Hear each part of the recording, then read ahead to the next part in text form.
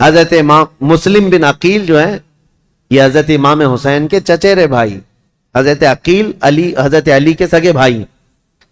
تو مسلم بن عقیل سے آپ بڑی محبت رکھتے تھے اور معتمد بھی تھے امام حسین کے. بلایا اور کہا کہ بھائی تم جاؤ کوفہ اور میری جانب سے وہاں لوگوں سے بیعت لے لینا وکیل بن کر، اور حالات دیکھ کر کے مجھے خبر کر دینا. یہ تاریخ ہے.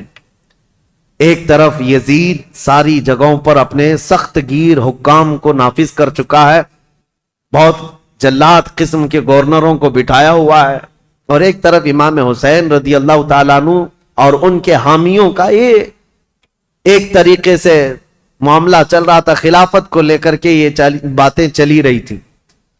تو حضرت امام حسین نے جب اپنے بھائی امام مسلم کو بھیجا تو وہ نکلے کوفہ کے لیے، اور جب وہ کوفہ جا رہے تھے تو تاریخ میں موجود ہے امام مسلم بن عقیل کے دو چھوٹے بچے محمد اور ابراہیم بھی ساتھ ہو گئے، کیونکہ وہ باپ کے بغیر رہتے نہیں تھے. امام مسلم بن عقیل اپنے دو بچوں کے ساتھ کوفہ کے لیے روانہ ہوئے. جیسے ہی کوفہ میں آئے، کوفہ والے جوق در جوق امام مسلم کا استقبال کرتے ہیں، اور اتنی بڑی تعداد میں استقبال کیا کہ تقریباً ایک ہی رات میں 12,000 لوگ آپ کے ہاتھ پر بیعت کیے. 12,000 لوگ امام مسلم بن عقیل کے ہاتھ پر امام حسین کا وکیل سمجھ کر بیعت کیا. اور جدھر دیکھو ادھر اہل بیت کا نعرہ، محبت علی کا نعرہ، امام حسین کی امارت اور خلافت کا نعرہ. ماحول رنگا رنگ ہے کوفہ کا.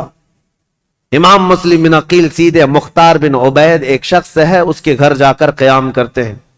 مختار بن عبید وہاں سردار کی حیثیت رکھتا تھا، اور اس نے سارے لوگوں کو یہیں پر جمع کیا تھا، اور ساری باتیں یہیں سے چل رہی تھی. امام مسلم بن عقیل جیسی گئے تو کوفہ کے اس وقت جو گورنر تھے وہ نعمان بن بشیر ایک صحابی رسول تھے. یزید کی طرف سے وہ گورنر تھے، نرم دل تھے اور نہایت ہی عجز و انکساری والے، تواضع والے انسان تھے. ان کو جب یہ بتایا گیا کہ امام مسلم بن عقیل کوفہ میں آئے ہیں اور لوگ جوق در جوق ان کے ہاتھ پر بیعت کر رہے ہیں، امام حسین کی بیعت لے رہے ہیں، تو انہوں نے دوسرے دن خطبہ دیا تھا اور کہا تھا کہ اے کوفہ والو، مجھے ڈر ہے یزید کو یہ خبر پہنچے گی تو وہ تم سب سے سختی کرے گا، اور پھر کوفہ والوں کی جان و مال خطرے میں ہوں گے. تو وہاں پر ایک شخص بیٹھا ہوا تھا جو یزید کا چمچا تھا. اس نے نعمان بن بشیر سے کہا آپ تو بڑے کمزور آدمی ہیں، مسلم بن عقیل کو بلا کر مار ڈالو، ختم کر دو، قتل کر دو، معاملہ ہی ختم ہو جائے گا. نعمان بن بشیر صحابی ہیں، کہتے ہیں اے ظالم تو کس انداز سے مجھے مشورہ دے رہا ہے. کہا تب تو پھر آپ کمزور لوگوں میں، ذلیل لوگوں میں، عزت والے لوگوں میں نہیں ہیں. انہوں نے نعمان بن بشیر نے ایک تاریخی جملہ کہا تھا، مجھے ایسی ذلت گوارا ہے جس میں رب کی عزت ہے، رب کی رضا ہے، اور مجھے ایسی عزت گوارا نہیں جس میں رب کی ناراضی ہو اور کسی کا خون میرے ہاتھ سے رنگا ہو. عزیزان، میرا ہاتھ کسی کے خون سے رنگا ہوا ہو. حضرت نعمان بن بشیر اتر گئے اور یزیدی جو وہاں موجود تھے حامی، انہوں نے خط لکھ کر کے یزید کو پہنچا دیا کہ دیکھو یہاں پر تو مسلم بن عقیل آئے ہیں اور حسین نے خلافت کا دعویٰ کر ہی دیا ہے، جس کا تمہیں خطرہ تھا وہ خطرہ آ گیا، اور کوفہ والے جوق در جوق بیعت کر رہے ہیں. یزید کو کب یہ بات ہضم ہوتی؟ وہ تو کب سے تیاری کر رہا تھا، بلکہ اس کے باپ حضرت امیر معاویہ بھی اس کے تخت خلافت پر بیٹھنے کے لیے تیاریاں کیے ہوئے تھے، کئی لوگوں سے بات چیت کیے ہوئے تھے. حالات سازگار نہیں ہوئے تب تو ان کا انتقال ہو ہی گیا. یزید زور سے، طاقت سے کئی لوگوں کو اپنا ہم نوا بنا رہا تھا، اور جب اسے پتا چلی گیا جس بات کا مجھے خطرہ تھا وہ خطرہ تو آ ہی گیا کہ خلافت کا دعوے دار علی کا بیٹا ہو سکتا ہے، اسے خطرہ تھا. اور حضرت امام حسین کی خلافت کا کوفہ والوں نے پہلے ہی اعلان کر دی. ابھی امام حسین نے اعلان نہیں کیا، کوفہ والوں نے یہ اعلان کر دیا اور اپنے ہاتھ سے سب لوگوں نے بیعت کرنا شروع کر دیا تھا. ایک بات یاد رکھو میرے عزیزوں، اپنے اندر اللہ کے نبی صلی اللہ علیہ وسلم کی محبت ایسی بساؤ کہ ظالم جو خواب دیکھتا رہتا ہے نا ڈر کے مارے، وہ خواب کبھی نہ کبھی سچا ہو ہی جاتا ہے. ہاں مجھے یہ بات یاد آتی، یزید جیسے ڈرتا تھا، ہر دن ڈر کے سوتا تھا کہ کہیں سے کوئی خلافت کا دعوے دار اٹھے گا تو میری کرسی ہلا دے گا، اور اس کو پتا چلا جیسے ہی حضرت امام حسین اٹھ گئے تو اس دن وہ اپنا ماتھا مارنے لگا اور لوگوں سے کہا کہ دیکھو جس کا ڈر تھا وہی ہو گیا۔ ایسے ہی آج کے یزیدیوں کو بھی یہ خبر ستاتی رہتی ہے ہمارے ملک کے، اور پاکھنڈی بولتے بھی رہتے ہیں 2029 میں ہندوستان کا پردھان منتری مسلمان بن جائے گا۔ یہ ہماری بات نہیں ہے، یہ ڈر کے مارے دیکھے ہوئے خواب ہیں، یہ ڈراؤنے خواب ہیں جو پریشان کرتے ہیں، اور انشاءاللہ العزیز کوئی حسین کا غلام بیدار ہوگا اور پورے ہند کو ایک میدان میں لا کر کھڑا بھی کرے گا انشاءاللہ۔ ہاں اس قوم کو زندہ ہو لینے دو، پھر ہر قوم کہے گی حسین ہمارے ہیں انشاءاللہ۔ حضرت امام حسین کی طرف سے امام مسلم بن عقیل نے بیعت لینی شروع کی تو یہاں کوفہ پورا کا پورا ان کے دامن میں آ گیا۔ روزانہ ایک ایک گھر پر دعوت ہے امام مسلم بن عقیل کو، ارے وہ چلنے تک نہیں دیتے، ان کے شہزادوں کو سواریاں بنا لیتے، ان کے شہزادوں کو اپنی سواریوں پر بٹھا لیتے، اپنے کندھوں کو سواری بنا دیتے، اس طرح کی محبت پیش کرتے رہے۔ اور پھر امام مسلم بن عقیل نے امام حسین کو خط لکھا کہ حالات بہت اچھے ہیں، کوفہ والے پورے ایک آواز ہو کر آپ کی خلافت کا اعلان کر رہے ہیں، آپ کو جلدی تشریف لانا چاہیے اور آپ کی خلافت کا اعلان ہونا چاہیے۔ امام مسلم بن عقیل نے خط لکھ کر بھیجا، جس کام کے لیے آپ کو بھیجا گیا تھا وہ کام تو آپ نے کیا، عینی گواہ بھی تھے، آنکھوں سے دیکھا ہوا حال بیان کر دیا۔ اب امام حسین کے پاس جب یہ خط آیا تو اب مجھے بتاؤ، مکہ والے جو صحابہ امام حسین کو روک رہے تھے مت جاؤ مت جاؤ، امام حسین نے کہا تمہارے مشورے پر میں اپنے بھائی کو بھیجا، میرے بھائی نے بھی وہی خبر دی جو کوفہ والے اپنے خطوں میں لکھ کر کے بھیج رہے تھے، میرے بھائی پر تو مجھے اعتماد ہے، انہوں نے جو دیکھا وہ سچ بتایا۔ یہ خط تو آیا لیکن یزید کے ہاں سے جو معاملات سنگ دل کے بدلے اس طرح کہ اس نے مروان بن حکم کو بلایا اور پوچھا کہ یہ اس فتنے کو کیسے ختم کریں، یہ بغاوت کو کیسے سرو کریں۔ تو اس نے مشورہ دیا کہ نعمان بن بشیر یہ کمزور دل آدمی ہے، نرم دل آدمی ہے، اس کو اتار دو، حالانکہ صحابی رسول تھے، کہا اس کو اتار دو۔ اور عبید اللہ ابن زیاد یہ ایک نہایتی ظالم قسم کا جلاد آدمی تھا، اس کی ماں کے متعلق ہی مشہور تھا کہ وہ زنا کرتی یا کرواتی رہی جس سے پیدا ہوا، اور اس کی ظلم کی داستانیں لوگوں میں مشہور تھیں۔ یہ بصرہ کا گورنر تھا۔ یزید نے فوراً لیٹر لکھ کر بھیجا کہ یہاں سے عبید اللہ بن زیاد سیدھے کوفہ جائے اور وہاں کے حالات کو اپنے ہاتھ میں کنٹرول کرے۔ عبید اللہ بن زیاد جیسی یزید کا خط آیا وہ کوفہ نکلا۔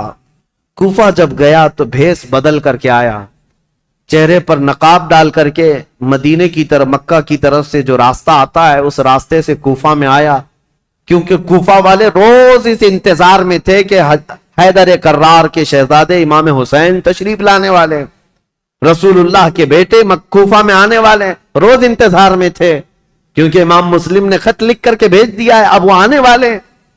تو ابن زیاد یہی دھوکہ دیتے ہوئے اسی راستے سے آیا کہ کوفہ والے یہ سمجھیں کہ حسین ابن علی آئے، اور کوفہ والے وہی سمجھے، خوب نعرے لگائے مرحبا بک یا ابن رسول اللہ، اے رسول اللہ کے شہزادے مرحبا مرحبا، آپ آ گئے ہمارے کوفہ میں۔ یہ ظالم کچھ بھی نہیں جواب دیتا تھا، پردہ ڈالے ہوئے جلوس میں چلتا رہا اونٹنی پر بیٹھ کر، اور جب دارالخلافہ پہنچا یا گورنر ہاؤس پہنچا تو وہاں پہنچتے ہی گورنر ہاؤس میں اندر گیا، دروازہ بند کیا، چھت پر کھڑے ہو کر پھر خطبہ دیا اور کہا ہے لوگوں، یہ علی بن ابی طالب کا بیٹا حسین نہیں، میں عبید اللہ بن زیاد یزید کی طرف سے نیا گورنر بن کر آیا ہوں، نعمان بن بشیر کو معزول کیا جاتا ہے، آج سے کوفہ کے سارے معاملات میرے ہاتھ میں ہوں گے۔ کوفہ والے جو استقبال کرنے کے لیے آئے تھے ان کو سخت ترین خطبہ دیا، کہا ہے لوگوں سنو، جو سختی کرے گا اس کے ساتھ ہم سختی کریں گے، اور جو یزید کی بیعت کو انکار کرے گا ہم اس کو قتل کریں گے، باغیوں میں اس کا شمار ہوگا، اور جو کسی باغی کی حمایت کرے گا ہم اس کے ساتھ بھی سختی کا معاملہ کریں گے. اس کا پہلے ہی دن یہ جو خطبہ سنا لوگوں نے بہت ہی بیزاری کا اظہار کیا, برہمی کا اظہار کیا, لوگ چلے گئے. اب امام مسلم بن عقیل کے حالات اب بدلنے کو آ گئے. کوفہ والے بس گیدڑ بھپکی سے ڈر گئے, عبید اللہ بن زیاد کے ایک خطبے سے ڈر گئے. اور اس کے بعد دوسرے دن عبید اللہ بن زیاد نے کیا کیا, کوفہ کے جتنے قبیلے تھے, خاندان تھے, ان خاندانوں کے جو جو بڑے لوگ تھے, خاندان کا جو بھی رئیس ہوتا, ان سب کو اپنے گورنر ہاؤس میں بلایا اور بلا کر کے اتنا سخت ڈرایا اور کہا تم میں سے کوئی بھی اگر مسلم بن عقیل کو اپنے گھر میں پناہ دیا یا دیتا ہوا نظر آیا تو میں تمہاری پھانسی کا پھندا یہیں پر لٹکاؤں گا اور اس کے بعد تمہارے لیے وہ عبرتناک سزا ہوگی, اس لیے کہ یزید امیر المومنین کی طرف سے مجھے یہ آرڈر ہے.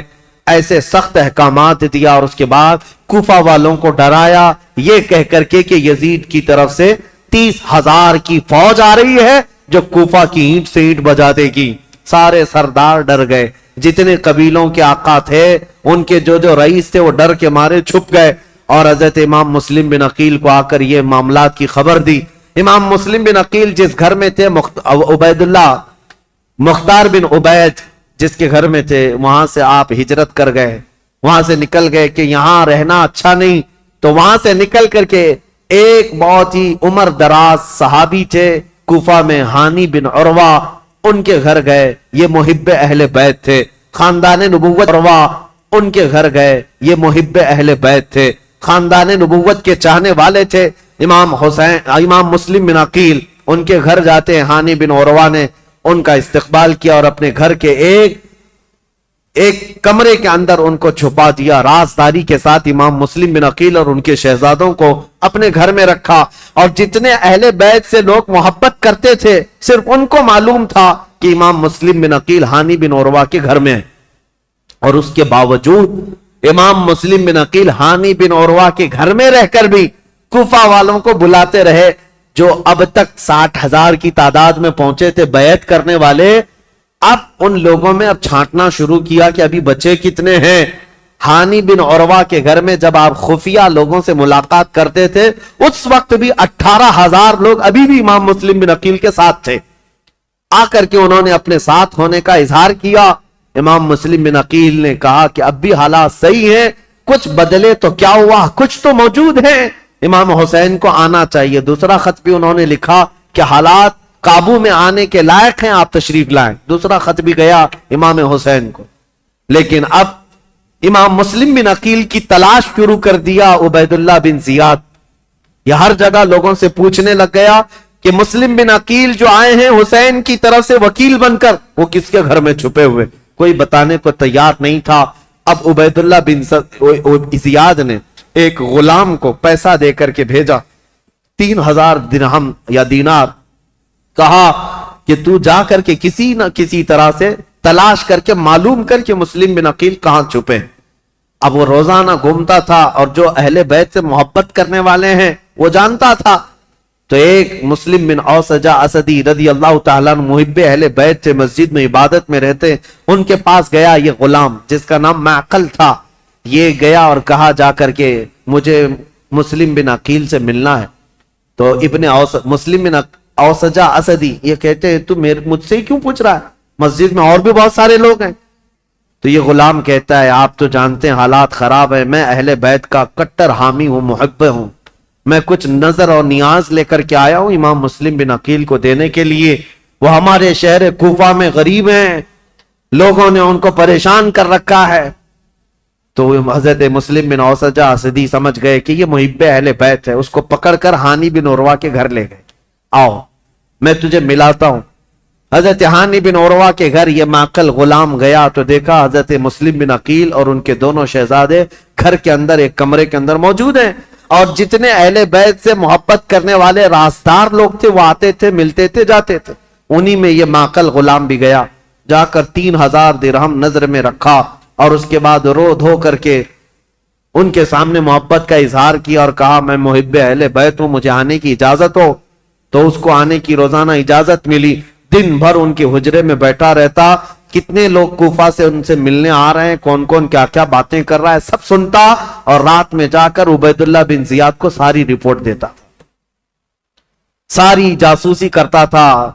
اس زمانے کا وہ مشہور ٹپر, جو یہاں پر بھی بہت سارے لوگ اس طرح کے, اس لیے مجھے یہ کہنا پڑ رہا ہے یہ سب سے برا کام ہے جس پر اللہ اور اس کے رسول کی لعنت ہوئی ہے. میرے آقا صلی اللہ تعالی علیہ وسلم نے ان کے لیے جہنم کی بشارت دی ہے جو مسلمانوں کی جاسوسی کرتے ہیں یا مسلمانوں کی خبریں کفار و مشرکین کو پہنچاتے ہیں. ان کو منافقین میں شمار کیا گیا, منافقین میں شمار کیا گیا ہے. حضور اکرم صلی اللہ تعالی علیہ وسلم اس قدر ناراض تھے, اس قدر ناراض, صرف ایک صحابی کی بارے میں بیچ میں بات آئی, عرض کرتا ہوں توبہ کریں میرے عزیزوں. میں ممبئی کے ایک علاقہ جہاں گھنی آبادی ہے مسلمانوں کی, نام نہیں ذکر کر رہا ہوں کیونکہ ریکارڈ ہوتا ہے اور ہر جگہ چیزیں پہنچتی ہیں. ایک گھنی آبادی کا علاقہ ہے, وہاں جانے کے بعد ایک حاجی صاحب ہے, ان سے ملاقات ہوئی تو لوگوں کے کاروبار پوچھ رہے تھے. تو اس میں انہوں نے کہا کہ یہاں کے اکثر مسلمانوں کا جو کاروبار ہے وہ ٹپ دینا ہے, پولیس کو ٹپ دینا ہے, اسی پر ان کی روزی روٹی چلتی ہے. اور کچھ جو ہے جھوٹے فرضی کاغذات پر فلیٹوں کی خرید و فروخت کرتے ہیں, ٹوپی ڈالتے ہیں, یہی کاروبار ہے. نعوذ باللہ من ذالک. ان باتوں میں ہماری قوم کو سب سے زیادہ بدنام کیا گیا ہے یا ہوگا. 500 روپے 1000 روپے کے لیے کیا کوئی اپنی قوم بیچ دے گا؟ کوئی اپنی قوم بیچ دے گا؟ میرے عزیزوں, تم ہرگز یہ مت سمجھنا کہ تمہاری خبریں دینے سے تم ان کے سامنے عزیز بن جاؤ گے. وہ ایسے کتے ہیں کہ ایک شکار کے بعد دوسرا شکار تم ہی ہوگے, تمہارا ہی نمبر ہو. اور میں جو بات عرض کر رہا تھا حدیث, وہ عرض کر کے آگے بڑھتا ہوں. ایک صحابی حضرت ابو لبابہ, یہودیوں کے متعلق حضور نے رات میں میٹنگ کی تھی کہ ان کے ساتھ کیا کرنا ہے. سارے صحابہ کا اتفاق ہو گیا تھا. یہودی چونکہ دھوکہ دیے تھے مدینے والوں کو, میٹنگ میں بات پاس ہو گئی کہ کیا کرنا ہے, لیکن حضور نے رات میں یہ کہا تھا کہ کوئی بھی اس بات کی خبر باہر نہیں پہنچائے گا, یہ رسول اللہ کا راز ہے. لیکن حضرت ابو لبابہ صحابی یہ باہر جا رہے تھے, یہودیوں نے انہیں پکڑ لیا. پرانی دوستی تھی, بچپن کی دوستی تھی. کہا ابو لبابہ سنا ہے رسول اللہ نے کچھ میٹنگ کی ہے ہمارے بارے میں, کیا مشورہ ہوا ہے؟ کہا نہیں بتاؤں گا, ہرگز نہیں بتاؤں گا, اللہ کے رسول کا راز ہے. تو ان پر پریشر ڈالنے لگے, پرانی دوستی کا واسطہ دیتے ہوئے, بچپن کی دوستی ہے, کچھ تو بتاؤ, اچھا اشارہ تو بتاؤ. میرے عزیزو, آج تو جان بوجھ کر کے پورا اپنا پروفیشنل اور اپنا کاروبار بنائے ہوئے لوگ ہیں. وہ تو حضرت ابو لبابہ غلطی سے ان کے ہاتھوں لگ گئے, تو انہوں نے اشارے سے صرف یوں کہا تھا کہ تمہارا ہو جائے گا کام ہونے. اور یہودی راتوں رات پورا مدینہ خالی کر کے بھاگ گئے. دوسرے دن حضور کو خبر ہوئی, حضور نے بلایا, پوچھا کہ کس نے خبر کی ہمارے رات کی بات کو. تو حضرت ابو لبابہ کہتے ہیں کھڑا ہو گیا, کیونکہ پتا ہے نہ بھی بتاتا تو مخبر صادق صلی اللہ علیہ وسلم کو ہر بات کی خبر ہے. حضرت ابو لبابہ کھڑے ہو گئے, کہا یا رسول اللہ یہ جرم میرا ہے, لیکن میں نے جان بوجھ کر کے آپ کا راز افشا نہیں کیا, اور نہ ہی مسلمانوں کی کوئی بات جان بوجھ کر یہودیوں کو بتایا. میں تو راستے پہ جا رہا تھا اور اچانک ان کے ہتھے چڑھ گیا, انہوں نے مجھے بچپن کی دوستی یاد دلائی اور بہت زیادہ دباؤ ڈالا, میں نے اشارہ کیا تھا بس. جانتے ہو اس بات پر میرے آقا نے کیا فرمایا؟ نبی پاک صلی اللہ تعالی علیہ وسلم کھڑے ہو گئے, سارے مدینے کے صحابہ سے کہا آج کے بعد سے ابو لبابہ سے کوئی مسلمان نہ سلام کرے گا نہ مصافحہ کرے گا. حضور پاک نے فرمایا مکمل طور پر ابو لبابہ کا بائیکاٹ کرو, کوئی سلام بھی نہیں کرے گا, مصافحہ بھی نہیں کرے گا. حضرت ابو لبابہ کے متعلق اتنا سخت حکم حضور نے فرمایا. اور آج بھی مدینہ طیبہ مسجد نبوی جاؤ گے, وہاں ستونوں میں, مسجد کے اندر جو ستون ہے نا, ان ستونوں میں ایک ستون حضرت ابو لبابہ کے نام سے ہے. ابو لبابہ نے کیا کیا, اپنی بیوی کو بلایا اور کہا اب میں جینے کے قابل نہیں ہوں, مجھے اس کمبے سے باندھ دینا جب تک میری توبہ قبول نہ ہو. ان کو رسی سے ان کی بیوی باندھ کر چلی جاتی. حد تو یہ ہے وہ مدینے والے کیسے تھے, صحابہ تو دیکھتے تھے ان کو, نمازوں کے وقت کھولا جاتا تھا, حضور کے پیچھے نماز پڑھتے تھے, پھر رسی سے باندھ دیے جاتے. کھانے کے وقت ہاتھ کھولتے, ان کی بیوی بھی کچھ پوچھو تو منہ پھیر لیتی, کہتی رسول اللہ نے منع کیا, تم سے سلام بھی نہیں کیا جا سکتا, کلام بھی نہیں, جینے کا حق ہے اس لیے کھانا دیا جا رہا ہے. بیوی تک نہیں بات کرتی تھی. حضرت ابو لبابہ پر یہ دن ایک دن دو دن کا بائیکاٹ نہیں, تقریباً 33 دن تک چلا.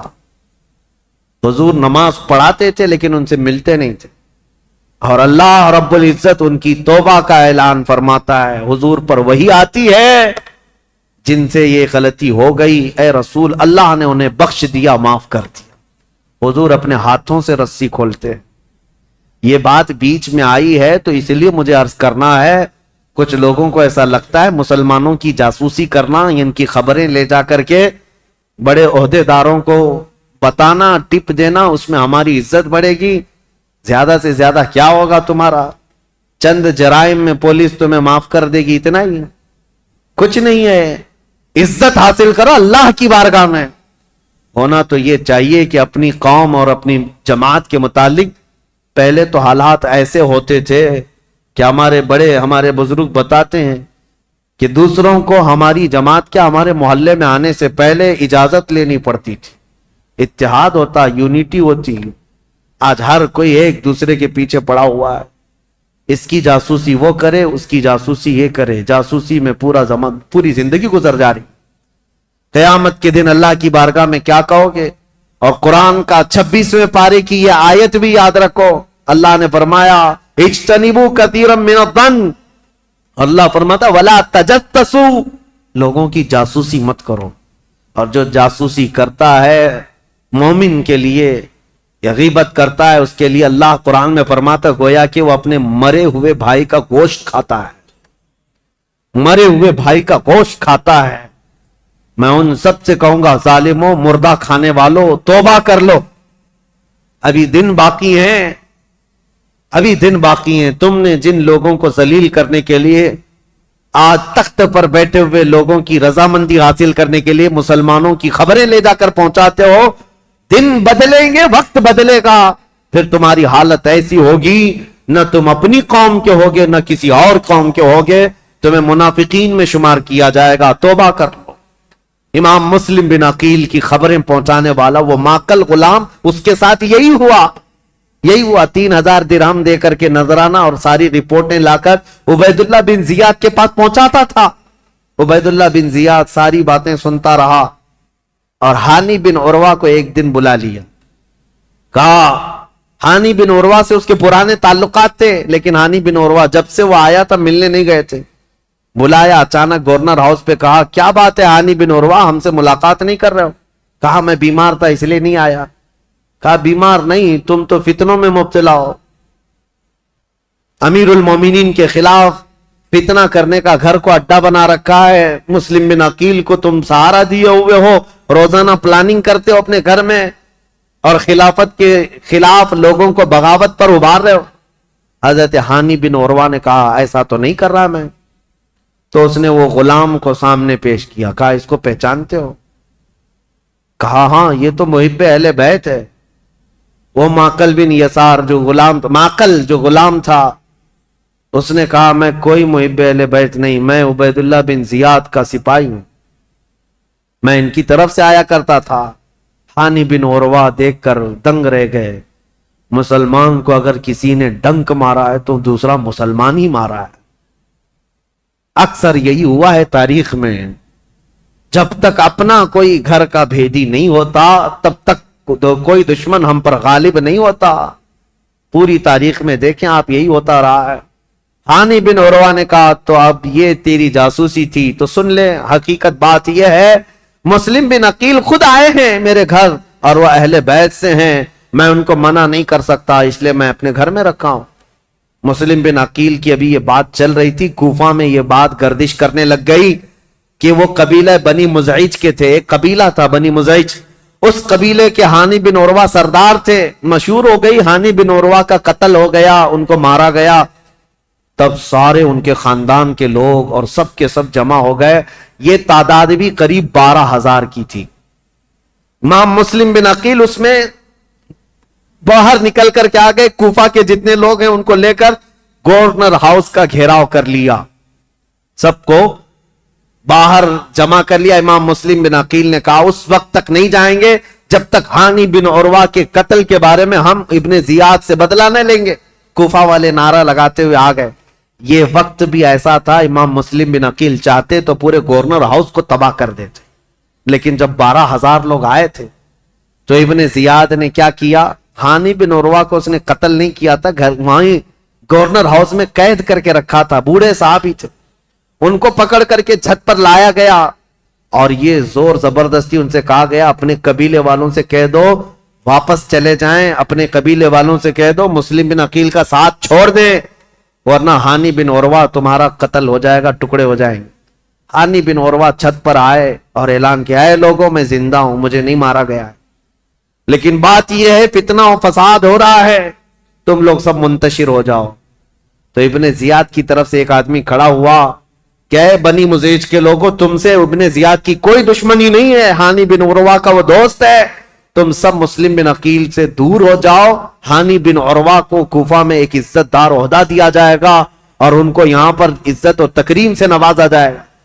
قبیلے کے سارے لوگ نکل گئے. یہی وہ تاریخ ہے جب امام مسلم بن عقیل رات کو نماز پڑھانے کے لیے کھڑے تھے, عشاء کی 12,000 لوگ تھے, رات بھر یہ قضیہ چلتا رہا اور سارے قبیلے بنی مزیج کے اور کوفہ والے چھوڑ کر کے جاتے رہے. صبح کے وقت امام مسلم بن عقیل کے پیچھے فجر میں صرف 3 لوگ باقی تھے, 3 لوگ باقی رہ گئے. تاریخ میں ایسا باپ کبھی سنا ہے اپنے 12,000 لوگ ایک بیت چھوڑ کر کے جائیں اور 3 لوگ باقی رہ جائیں؟ یہ رسول اللہ کے خاندان والوں کا بہت عظیم امتحان تھا. امام مسلم بن عقیل نے دیکھا کہ یہ سارے چھوڑ کر چلے گئے, لیکن ہوا کیا, سب کے جانے کے بعد حضرت امام مسلم بن عقیل اب تیسرا گھر ڈھونڈنے والے تھے کہ کسی کے گھر تو رکوں جا کر.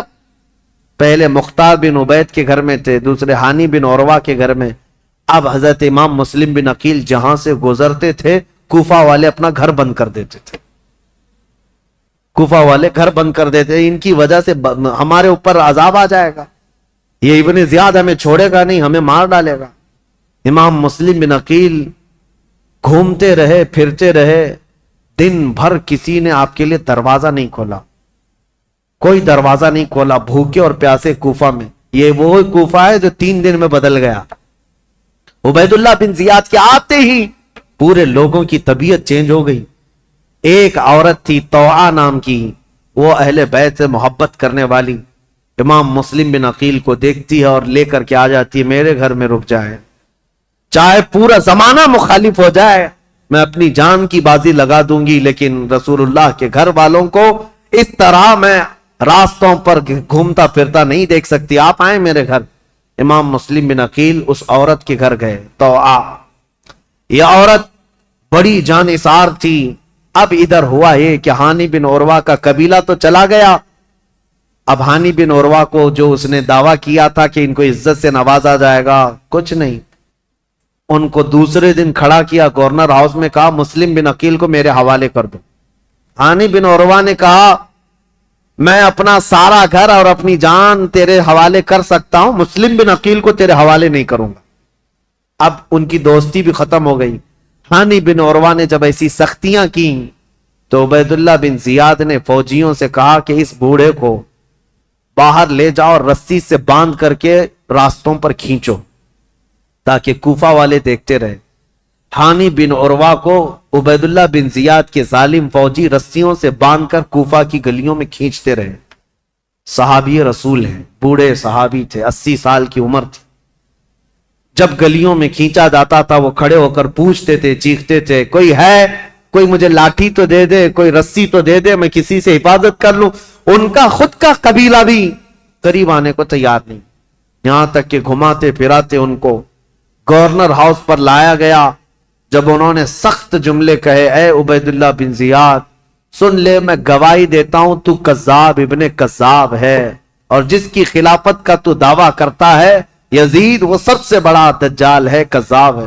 اس بات پر عبید اللہ بن زیاد نے حکم دیا اور ہانی بن عروہ رضی اللہ تعالیٰ عنہ کو پٹک کر کے قتل کر دیا گیا, صحابی رسول کو شہید کر دیا گیا.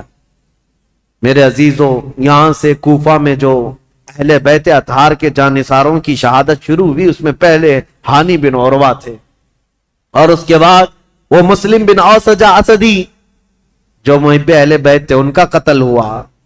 پھر آپ ڈھونڈنے کے لیے بھیجا کہ جہاں کئی مسلم بن عقیل ہیں ان کو ڈھونڈ کر کے لاؤ۔ یہ حالات ہوتے رہے، اور توعا نام کی عورت کے گھر مسلم بن عقیل تھے۔ اتفاق ایسا کہ اس توعا نامی عورت کا جو بیٹا تھا محمد بن اشعث، وہ ابن زیاد کے درباری تھا، فوجی تھا، اور اس کو خبر ملی تو ابن زیاد سے آ کر کے کہا میری ماں نے پناہ دے رکھی ہے مسلم بن عقیل کو، لیکن میری ماں بہت ڈھیٹ ہے، مانے گی نہیں، وہ مجھ سے بھی لڑ جائے گی، مسلم بن عقیل کو حوالے نہیں کرے، تو کیا کیا جائے؟ ابن زیاد نے پوچھا تو اس نے کہا بیٹے نے میرے ساتھ 10 فوجیوں کو بھیجو، کسی نہ کسی طرح گرفتار کر کے لاؤں گا۔ تو 10 فوجیوں کو یا 12 فوجیوں کو لے کر یہ محمد بن اشعث آیا، اور اپنی ماں سے آ کر کہا کہ ماں تو ایک مجرم کو پناہ دی ہے، ماں تو نے ایک غدار کو اور دھوکے باز کو اور خلافت کے باغی کو پناہ دیا ہے، تجھے پتہ نہیں انجام کیا ہے؟ توعا باہر نکلی اور کہا مجھے افسوس ہے اس دن پر جس دن میں نے تجھے دودھ پلایا تھا، اس دن پر مجھے افسوس ہے، اور تو کہتا ہے میں نے باغی کو پناہ دی ہے؟ نہیں، در حقیقت میں نے رسول اللہ کے گھر کو اپنے گھر میں بسایا ہے، میں نے رسول اللہ کے گھر کو اپنے گھر میں بسایا ہے۔ مسلم بن عقیل تیرے حوالے نہیں ہوں گے۔ اپنے بیٹے سے وہ لڑ گئی۔ اب یہ 12 لوگ امام مسلم بن عقیل کو پکڑنے آئے تو پہلی مرتبہ امام مسلم بن عقیل کو تلوار نکالنی پڑی۔ کوفہ میں پہلی مرتبہ جب تلوار نکالی تو یہی 10-12 سے آپ کا مقابلہ ہوا، اور یہ 10-12 کیا، یہ حیدر کرار رضی اللہ تعالیٰ عنہ کے گھر کا شیر ہے۔ مسلم بن عقیل کی تلوار چمکتی تھی اور سامنے وہ بھاگے پھرتے تھے کتوں کی طرح، کوئی پکڑنے کو آتا نہیں تھا، یہاں تک کہ ایک شخص قریب آیا اور امام مسلم بن عقیل پر حملہ کرنے لگا۔ آپ کا اس کی تلوار منہ پر گری جس سے آپ کا ہونٹ کٹ گیا، امام مسلم بن عقیل کا ہونٹ کٹ گیا۔ امام مسلم بن عقیل، سخت شدت کی دھوپ ہے اس دن، توعا نامی خاتون سے کہتے ہیں اے محب اہل بیت، جانثاران اہل بیت کی خاتون، مجھے تھوڑا پانی دے دے، میں پانی پیوں گا اور ان کا کام تمام کروں۔ خاتون پانی لائی، ایک کھٹورے میں پانی لائی۔ امام مسلم بن عقیل پانی کے لیے جیسی کھٹوری آگے کرتے ہیں، خون پورا اس پانی میں گرتا۔ آپ نے پانی پھینک دیا کہ خون کا قطرہ پانی میں مل جائے تو حرام ہے، پانی نہیں پیا جا سکتا، خون پینا حرام ہے۔ دوسری کھٹوری لائی گئی، آپ جب لبوں کے قریب لگاتے اس میں بھی خون ٹپکتا تھا، آپ نے وہ پانی بھی چھوڑ دیا، کہا صاف پانی پینا مسلمان کے لیے حلال ہے، خون جس پانی میں مل جائے وہ حرام ہے، میں حرام پانی اخیر وقت نہیں پی سکتا۔ تیسری مرتبہ لایا گیا، تیسری مرتبہ بھی وہ کھٹوری خون سے لال ہو گئی۔ آپ نے رکھ دیا اور کہا شاید اب میری زندگی میں دنیا کا پانی نہیں ہے۔